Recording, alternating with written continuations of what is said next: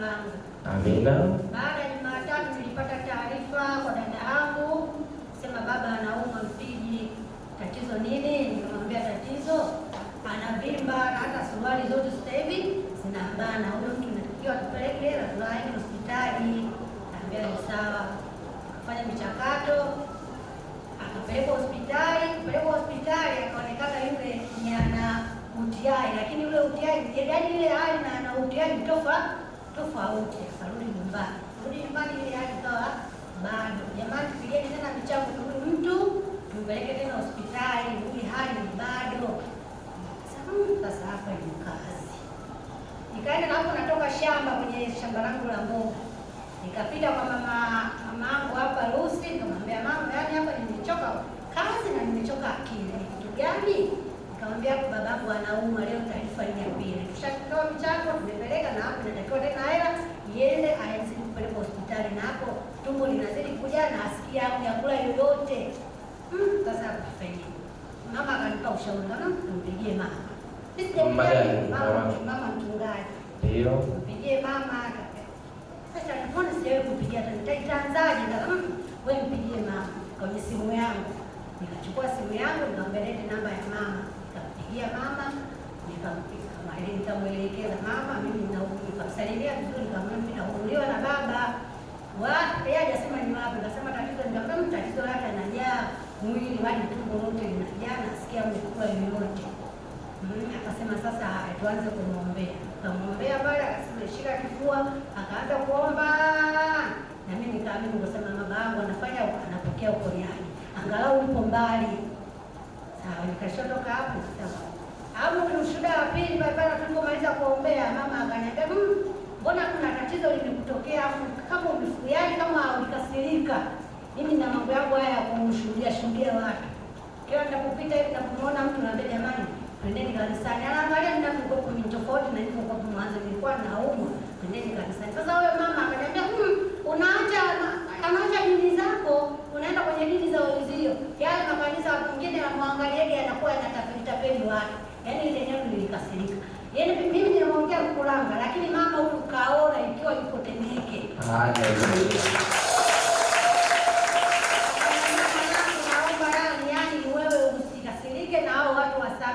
Na usichoke wewe, lazima kuambia na usichoke kabisa. Nikamwambia ni sawa mama, lakini wewe usiwe na hasira, achana nao, wasamee. Nikamwambia jamani, yaani unajua kushangaa, nilishangaa kwa kiwango kikubwa. Nikasema huyu mama amejuaje?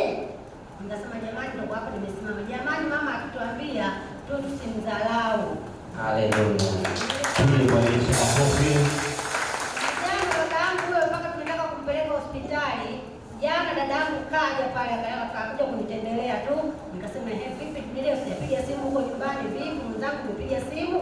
Nikamwambia nimepiga simu leo, ameenda kwa dada yake kuna kijiji cha pili, kunaitwa kijiji cha Mbambe, akachukua baskeli yeye mwenyewe. Haleluya.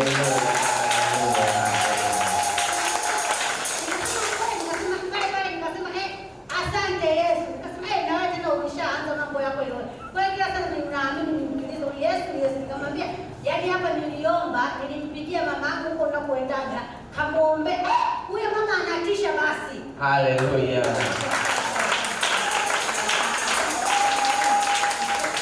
Hakuna kama mbele ni maombi. Wewe hali huko anaelewa, niambia leo anaendesha baskeli, anaenda kwa dada yake Mbambe kwenda kutafuta mboga. Ni jambo la kushangaza sana. Nikasema kweli Mungu yupo. Amen.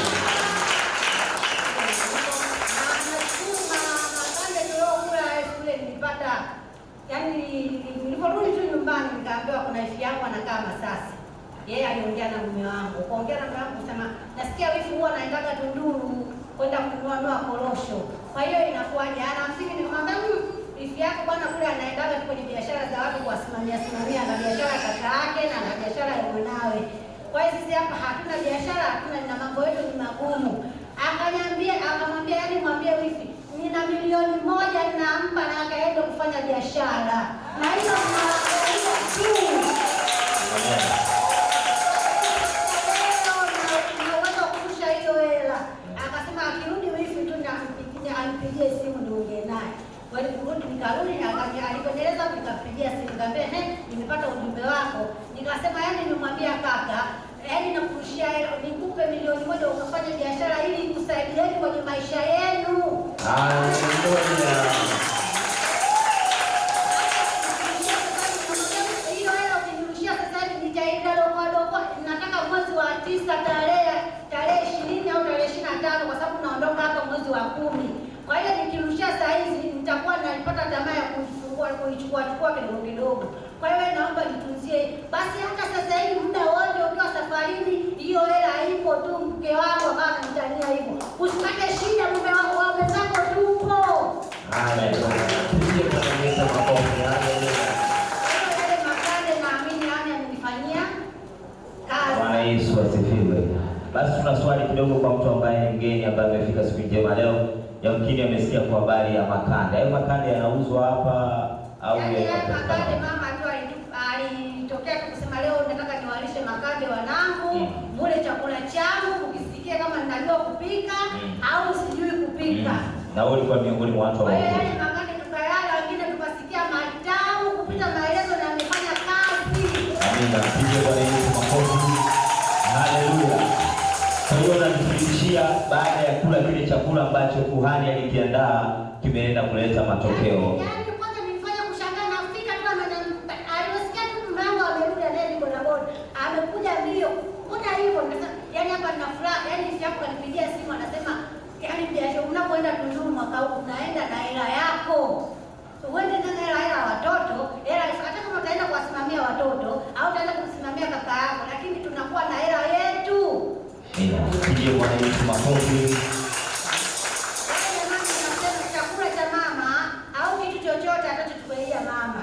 Kwa hiyo tuwe tunazingatia tunapotembea, tunasema kile chakula kitafanya kazi gani katika mwili wako au katika maisha yako. Kitafanya yani huwa unapima, sio kusema umekula tu chakula unatembea tu ndani, lakini unakaa unaangalia kile chakula cha mama kimenifanyia hivi au kile kitu cha zawadi ya mama kimenifanyia hivi. Yaani unifanyie kazi. Kwa hiyo naambia waumini wenzangu, nashukuru hivyo na kusingarau mama, na ukiwa mgonjwa wako kumwambia waamini atapona kabisa. Amina. Pige Bwana Yesu makofi. Mungu akubariki sana kwa ushuhuda mzuri kabisa. Na naamini kuna kitu Mungu ataendelea kufanya kwenye maisha yako. Mungu akubariki sana. Amina. Asante.